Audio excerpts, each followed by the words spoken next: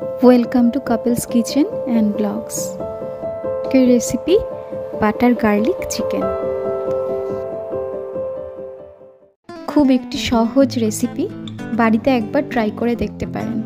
এবার দেখে নিন কীভাবে বানাচ্ছি।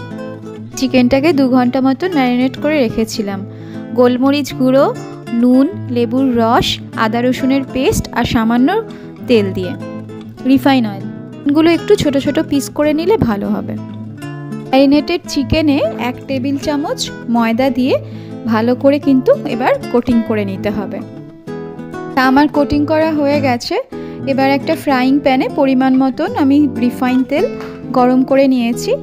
এবার এই চিকেনের পিসগুলো ভালো করে কিন্তু ভেজে নিতে হবে, যেটা কিন্তু একটু লো আঁচেই আমি করেছি। দেখুন কি সুন্দর ব্রাউন কালার চলে এসেছে। এপিট ওপিট করে কিন্তু খুব ভালোভাবে চিকেনগুলোকে ফ্রাই করে নিতে হবে। এবার চিকেন ভাজা তেলের মধ্যেই আমি 1 কিউব বাটার দিয়ে দেব। খানিকটা তেল কিন্তু আমি তুলে রেখেছিলাম, তো আপনারা চাইলেও সেটা করতে পারেন।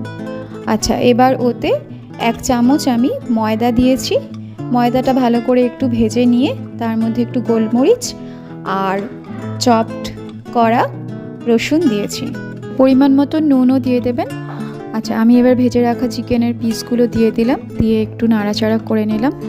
এবার একটু আমি গরম জল দেবো ওতে।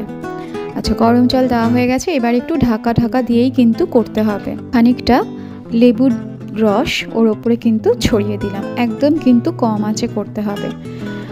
আর একটু গোলমরিচ গুঁড়ো, মিক্স হার্বস আবার ওপর থেকে আমি ছড়িয়ে দেব। এবার একটা তড়কা প্যান নিয়ে নিলাম।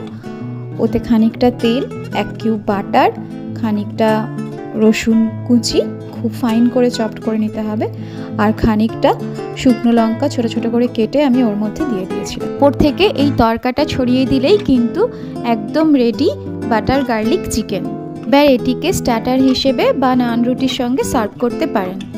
রেসিপিটি ভালো লাগলে লাইক, শেয়ার আর সাবস্ক্রাইব করে। Thanks for watching. ভালো থাকবেন, সুস্থ থাকবেন।